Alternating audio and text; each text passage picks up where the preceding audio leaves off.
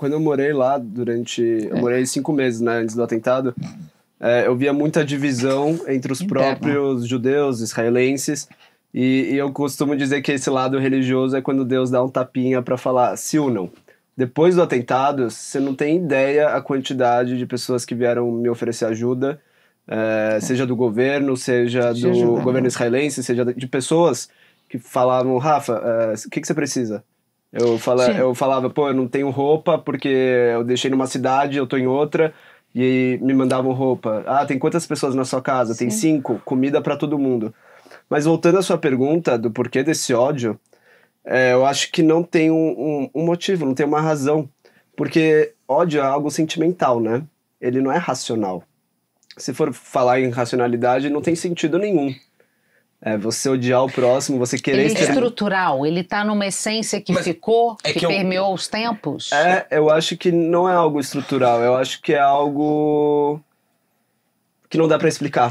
Porque, por eu exemplo, acho que a dúvida da Cecília veio no seguinte sentido. Não existe nenhuma explicação lógica para nenhum ódio, nenhum preconceito. Estamos todos pacificados quanto a isso. Mas, por exemplo, a homofobia, ela tá muito enraizada em crenças religiosas, quer dizer, isso. Né? Tá indo a maioria das aqui. religiões indica que a homossexualidade é um pecado, então a origem talvez desse preconceito para com os homossexuais venha daí. Com os negros tem a questão, como tinha Hitler, de que são uma raça inferior, de que descendem de outro tipo de coisa que não todos os seres humanos. Isso. Os ciganos, eles têm fama de ladrões. De não terem um lar, de estarem soltos. Qual seria a dentro origem? da dinâmica do ódio a razão para isso? A origem, acho que como a senhora Arela falou, começa quando começam a culpar os judeus pela morte de Jesus, e isso acaba criando uma certa... Né, que não é correto, porque que nem a senhora Arela falou, quem matou Jesus foram os romanos, que era a forma deles matarem, inclusive era crucificar. Na Bíblia, os judeus têm algumas formas de punir, né, aqueles que são os revoltados, e a forma não era crucificar, era o apedrejamento, como ela falou, mas ao longo do tempo as justificativas mudam. Ou seja, hoje falam que porque o judeu é a pessoa que é mais bem financeiramente, por exemplo. Mas quando a senhora Arela saiu da Itália, ela saiu com uma mão na frente e outra atrás. E se ela construiu algo ao longo da vida, foi por um merecimento dela, da família dela. E se hoje, por acaso, ela tem uma condição de vida melhor, não foi porque foi dado para ela. Foi porque ela lutou por isso. E eu acho que, por exemplo, as pessoas falam, né, que os israelenses, Israel foi criado através de colonizadores europeus. Eu nunca conheci um país tão diversificado quanto Israel. Você tem judeus etíopes, você tem judeus da Europa, você tem judeus da América do Sul, de todos os lugares. Então, assim, sempre vão encontrar um motivo para tentar diminuir o judeu. E isso é o ódio, é puramente ódio, porque não tem uma racionalidade. Falar que o judeu é colonizador, o judeu era o refugiado. Sempre foi. Sempre foi um refugiado. Nunca teve o seu lar, propriamente dito, e quando teve direito ao seu lar, ele é chamado de colonizador europeu, sendo que não é. Entendeu? Perfeito.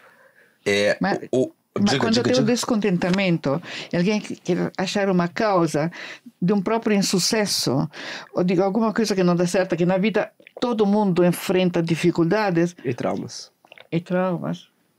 Se tem um judeu, é culpa dele. Sim. Bem por aí. Ele descarrega. E assim, a ansiedade da família, de tudo. O que eu, como judeu brasileiro, eu tenho a ver, por exemplo, com a atitude de um governo israelense ou de um exército que está em guerra? Porque eu, como judeu, aqui no Brasil, sou atacado por uma guerra que está acontecendo do outro lado do mundo e que eu não sou nem responsável por ela. Então isso mostra que não tem sentido. Não tem sentido. Quando chega, por exemplo, um político, igual aconteceu aqui no Brasil, de falar que tem que boicotar todas as empresas de judeus.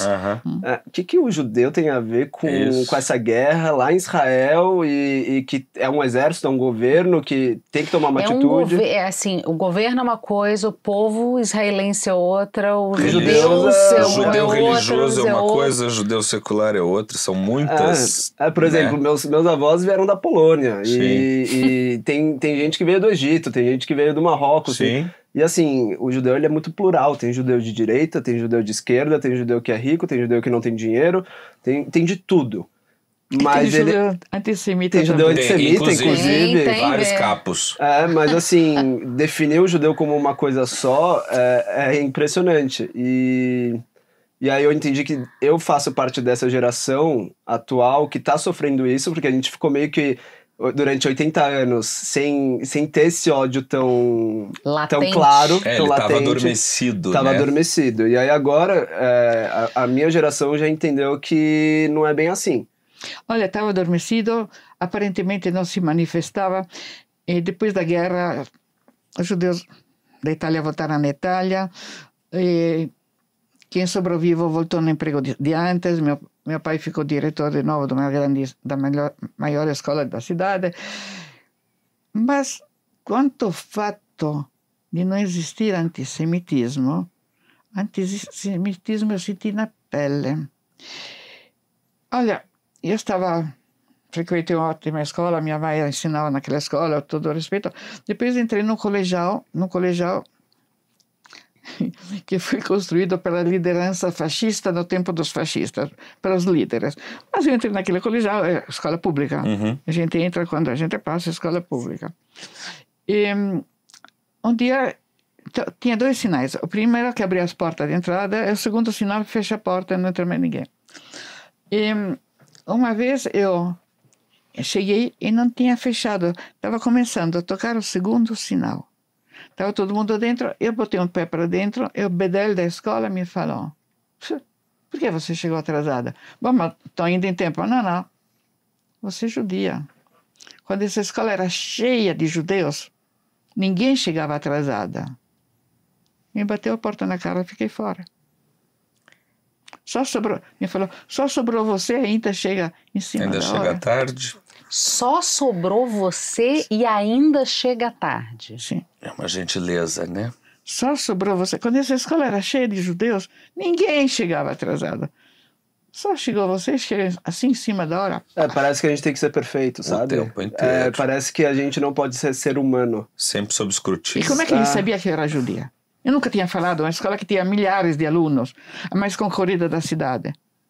Como é que ele, o bedel da escola, sabia que era judia? Eu nunca tinha falado com ele. Só sobre você. Então, voltando à sua pergunta, não tem uma resposta.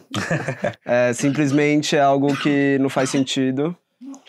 É algo que a gente vai sofrer a vida inteira. Eu sei que quando eu tiver minha família, eu vou ter que educar meus filhos para entenderem sobre o que é o antissemitismo, que a gente vai sofrer ódio a vida inteira.